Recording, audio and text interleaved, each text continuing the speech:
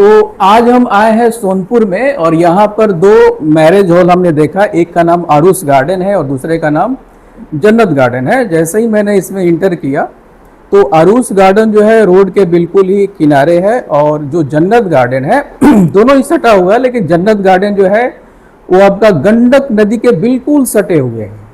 मतलब उस गार्डन में आप जाएंगे तो बिल्कुल गंडक नदी का पूरा व्यू आपको दिखेगा और यहाँ से डायरेक्ट जो है आपका हाजीपुर दिखता है। मतलब नदी के उस पर हाजीपुर है और नदी के इस पर सोनपुर आपका है। तो इस गार्डन के अंदर आते ही डेकोरेशन हमने इतना लाजवाब देखा, इतना ब्यूटीफुल देखा कि हम सोचे कि इसके ऑनर से मिलते हैं। तो हमारे साथ इस गार्डन के इस मैरिज हॉल के ऑनर है सुजीत कुमार और इनसे कुछ क्वेश्चन हम पूछेंगे सुजीत सर आपसे कि इतना खूबसूरत जो आपने गार्डन बनाया है। सबसे पहले तो लोकेशन आपका काफ़ी बढ़िया है और नदी के किनारे एक और एक आपका ये है, काफ़ी बेहतर लोकेशन पर है। लेकिन सबसे अच्छा चीज़ हमको क्या लगा यहाँ पर, लोकेशन तो है ही, इसका डेकोरेशन काफ़ी ब्यूटीफुल है।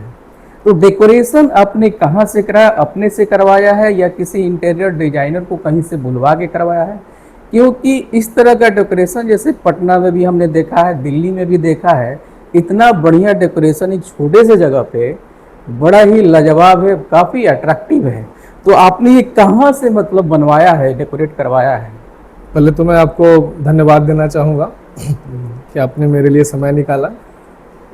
जी बताइए। आपने ये पूछा कि डेकोरेशन आपने कैसे कराया, इंटीरियर को आपने रखा है या नहीं रखा है। एक्चुअली अभी बैंक्वेट हॉल का जो आप बहुत जगह बैंक्वेट हॉल आप गए होंगे, वहाँ आपने देखा होगा या तो मॉडर्न आर्किटेक्ट है, नेचुरल ब्यूटी गायब है, कहीं आर्टिफिशियल है आपको, या फिर है कहीं तो बड़ा सा बगीचा लॉन छोड़ दिया गया, वहाँ आर्किटेक्ट फिर मॉडर्न आर्किटेक्ट गायब हो गया। तो यही देख के मुझे लगा कि एक ऐसा होना चाहिए कॉम्बिनेशन जिसमें मॉडर्न आर्किटेक्ट भी हो, क्लासिकल थीम भी हो और नेचुरल ब्यूटी भी हो। तो नेचुरल ब्यूटी जैसे आपने देखा होगा कि लॉन एरिया काफी बड़ा है, काफी ग्रीनरीज है यहाँ और जितने जो उसमें फ्लावर्स हैं वो सब मेरे फादर के चॉइस के हैं, काफी अच्छा उन्होंने डेकोरेट किया है सब। अच्छा। और मॉडर्न आर्किटेक्ट जो है वो जैसे कस्टमर आते हैं और टाइम टू टाइम वो चेंज होते रहता है। कस्टमर का डिमांड जो है वो एक जैसा रहता नहीं है, टाइम टू टाइम चेंज होते रहता है। इसलिए आपको बेहतर इससे भी लगा, 2-3 साल आप पहले आते तो अलग डेकोरेशन था, अभी आप आ रहे अलग, फिर 2-3 साल बाद फिर हम मिलेंगे तो उस समय डेकोरेशन फिर चेंज रहेगा, क्योंकि टाइम टू टाइम चेंजेस जो है बैंक्वेट हॉल का सबसे बड़ी प्रायोरिटी होती है। तो ये डेकोरेशन जो है मतलब पर्सन टू पर्सन वेरी करता है। अगर पर्सन कोई चाहे कि हमारा डेकोरेशन ऐसा चाहिए तो उसके अकॉर्डिंग आप करते हैं? हाँ बिल्कुल। अपने यहाँ जैसे बैंक्वेट हॉल टोटल 4 पैकेज में अभी मैंने रखा है उसको। बेसिक है, सिल्वर है, गोल्ड है, प्लैटिनम है। तो बेसिक में तो क्या है कि जो अपना डेकोरेशन है वो वैसा ही रहेगा, बट बाकी जो अपग्रेडेड पैकेज है उसमें कस्टमर अपने अकॉर्डिंग जो है डेकोरेशन को या अपने थीम के अकॉर्डिंग उसको सेट करा सकते हैं। तो व्यू तो काफी बढ़िया है, लग रहा है जैसे हम गोवा में आ गए हैं। जैसे बीच के किनारे नहीं होता है उस तरीके से आपका इधर वाला तो मतलब लाजवाब है। इधर मतलब बिल्कुल ऊपर गए और इतना बढ़िया पूरा एकदम समुद्र जैसा दिख रहा है।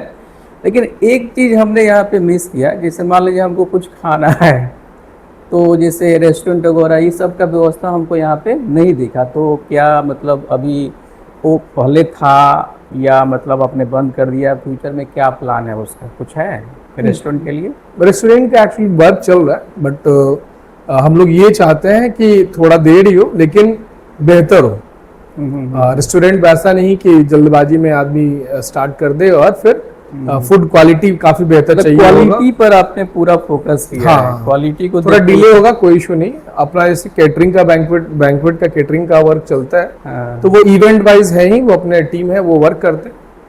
बट क्या है कि रेस्टोरेंट तो 365 डेज का है, तो उसमें आपको बहुत सारी चीजें देखनी पड़ती हैं कि कस्टमर जब भी आए या फिर इधर या लगन का सीजन हो या फिर ऑफ सीजन हो, तो कस्टमर को सर्विस एक जैसा मिला। ऐसा नहीं कि लगन में मैं फिर इधर बैंक्वेट की तरफ बिजी हो जाऊं, रेस्टोरेंट मेरा जो है वो सेकंड प्रायोरिटी में, वैसा नहीं। इसलिए मैं उसको अभी डिले कर रहा हूँ। जैसे ही सारी चीजें सेट हो जाएगी वो रेस्टोरेंट स्टार्ट होगा। अच्छा, एक चीज सुजीत साहब आपसे जानना चाहते हैं कि मैरिज हॉल तो बहुत सारा है पटना में भी है और भी बहुत जगह है। लेकिन आपका मैरिज हॉल जैसे हमने देखा, हमने आके देखा तो हमको काफ़ी अच्छा लगा। लेकिन आपका मैरिज हॉल आप लोगों को जैसे हम आपके आके देखे तो हमको बेहतर लगा, हमको लगा कि नहीं पहले दूसरी जगह से काफ़ी बेहतर है। लेकिन आप ऐसे अपने माध्यम से लोगों को कैसे बताइएगा कि आपका जो हॉल है दूसरे से बेहतर है या अलग है? इस बात का जवाब में आपके पहले क्वेश्चन का जो मैंने आंसर किया उसमें छुपा हुआ है। मैंने आपको पहले ही बताया कि आप बैंक्वेट हॉल में जाते हैं या तो आपको बहुत बड़ा एक स्पेस दे दिया जाएगा, आम का बगीचा होगा, पटना में भी ऐसे आपको जगह मिलेगी, वहाँ आर्किटेक्ट की आपको कमी नजर आएगी। तो अपने यहाँ क्या है कि आर्किटेक्ट, नेचुरल ब्यूटी और सबसे बड़ी बात है जो रिवर फेसिंग बैंक्वेट हॉल है अपना, वो बिहार का इकलौता बैंक्वेट हॉल है। ये बहुत बैंक्वेट हॉल में आपने देखा होगा कि नीचे स्लोगन डाला हुआ भले रहता है कि river facing banquet hall, but आपको टेलीस्कोप यूज करना पड़ेगा रिवर देखने के लिए कि वो है कहाँ। लेकिन अपने यहाँ ऐसा नहीं है, आप खुद भी देख के आए हैं। इतना बढ़िया, जैसे आपने कहा कि जाने के बाद गोवा की फीलिंग आ रही थी, वैसे सारे कस्टमर को गोवा की फीलिंग आती है। तो मेरा जो यूएसपी है यही है। अच्छा। कॉम्बिनेशन है मॉडर्न आर्किटेक्ट, नेचुरल ब्यूटी और सबसे बड़ी बात है उसका रिवर फेसिंग होना। ये आपको कहीं नहीं मिलने वाला। ये तो बात है, ये तो बात सही बोले। अच्छा, एक चीज़ हम जानना चाहेंगे कि 2 मैरिज हॉल आपके हैं, दोनों मैरिज हॉल का कैपेसिटी क्या अलग अलग है या कैपेसिटी कितने हैं? एक साथ कितने लोग यहाँ पर आके गैदर कर सकते हैं, खा सकते हैं, या कोई फंक्शन? ऐसा नहीं कि मैरिज हो, मान लेते कभी एमएनसी का मीटिंग ही हुआ या किसी तरह का प्रोग्राम हुआ, तो एक साथ कितने लोग यहाँ पर आ सकते हैं, रह सकते हैं, खा सकते हैं? माने आए और खाना वाना खा करके चले गए, इस तरीके का कितने लोग हो सकता है? ठीक है, ये आपका सबसे पहला तो ये मैं आपको जवाब ये देना चाहूँगा कि अपने यहाँ किस किस तरीके का फंक्शन होता है उसके अकॉर्डिंग ही कैपेसिटी डिसाइड होती है। अच्छा। फर्स्ट ऑफ ऑल सेमिनार का फंक्शन है, तो सेमिनार जितने होते हैं वो इंडोर बैंक्वेट में होता है। तो 400% की कैपेसिटी जो है सिर्फ इंडोर बैंक्वेट जो हमारा है उसके अंदर की है। बट सेमिनार के अलावा कोई जैसे अदर फंक्शन है, बर्थडे पार्टी क्या है, तो आउटडोर स्पेस भी इस्तेमाल होता है। तो आउटडोर स्पेस अगर इंक्लूड कर लिया जाए तो आउटडोर स्पेस हमारा इतना बड़ा है कि सिर्फ आरुष गार्डन वाले में ही लगभग 1500 लोग कंफर्टेबल जोन में बिल्कुल आ सकते हैं। 1500 लोग, हाँ। और अगर जन्नत इंक्लूड कर दिया तो 3000। अब इसके ऊपर एक चीज और है कि आप इस अरेंजमेंट को किस तरीके से रखना चाहते हैं। जैसे ही आप कोई चीज लग्जरियस लुक में आप जाना चाहते हैं, तो लग्जरियस में क्या होता है कि जितने कम पर्सन होंगे इतने बड़े स्पेस को जो ऑक्युपाई करेंगे तो उसका एक ब्यूटी अलग होता है। हाँ, ये तो बात है। ये तो सारी चीजें, काउंटर है तो किसी खाने का एक काउंटर है तो अलग जगह पे है, दूसरा है तो अलग जगह पे है। तो उस समय आप इसी स्पेस को अगर यूटिलाइज करते हैं तो आपको काफी लग्जरियस एक व्यू मिलेगा, लग्जरियस एक फील आएगा आपको। अच्छा, एक चीज और जनरल चीज है कि जैसे किसी भी हॉल में हम जाते हैं, मैरिज हॉल में जाते हैं, तो उसमें होता क्या है कि पैकेज लोग देता है और उस पैकेज में सारा मैरिज हॉल की तरफ से सारा व्यवस्था होता है, इंक्लूडिंग खाना वगैरह, इवन जयमाल जो होता है उसका फ्लावर्स वगैरह भी सारा होता है। तो अगर मान लेते हैं, क्या आपके यहाँ इस तरह का व्यवस्था है? हाँ बिल्कुल, ओवरऑल सारा करने के लिए। बिल्कुल। मेरा क्वेश्चन आपसे ये है कि अगर मान लेते हैं कोई व्यक्ति चाहे कि हमको सिर्फ आपका प्लेस चाहिए, जगह चाहिए, डेकोरेशन हम अलग से कराएंगे, माने अपने तरीके से कराएंगे, किसी थर्ड पार्टी से करवाएंगे, या खाना का व्यवस्था हम अपने तरीके से करेंगे, तो उसमें आपकी क्या पॉलिसी और किस तरह से आप करते हैं? जैसे मैंने आपको स्टार्टिंग में बताया कि अपना 2 बैंक्वेट हॉल है, एक आरुष, दूसरा जन्नत। आरुष गार्डन में आप फ्री हैं, बैंक्वेट हॉल का कोई भी पैकेज आप ले सकते हैं, बेसिक टू प्लेटिनम। उसमें आप जैसी व्यवस्था आप खुद से आप सेल्फ कैटरिंग करना चाहते हो, सेल्फ इवेंट का वर्क करना चाहते हैं तो वो सब कर सकते हैं। बट ये है कि बैंक्वेट की प्रॉपर्टी को आपको ध्यान रखना पड़ेगा कि उसका कोई नुकसान नहीं।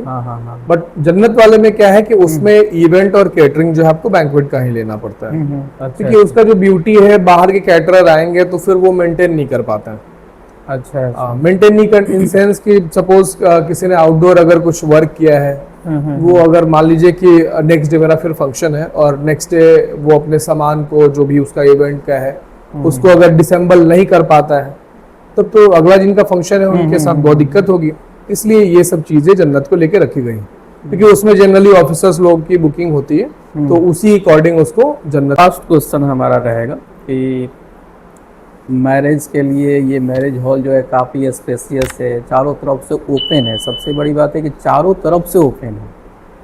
तो डेस्टिनेशन वेडिंग के लिए कोई यहाँ पर प्लान आपका है आगे में, डेस्टिनेशन वेडिंग के लिए, ताकि बाहर से लोग आए? डेस्टिनेशन वेडिंग का प्लान तो एक्चुअली कस्टमर करते हैं, हम लोग उनको फैसिलिटी प्रोवाइड कर सकते हैं। हम मतलब उस तरह का फैसिलिटी? हाँ बिल्कुल। डेस्टिनेशन वेडिंग का क्या है कि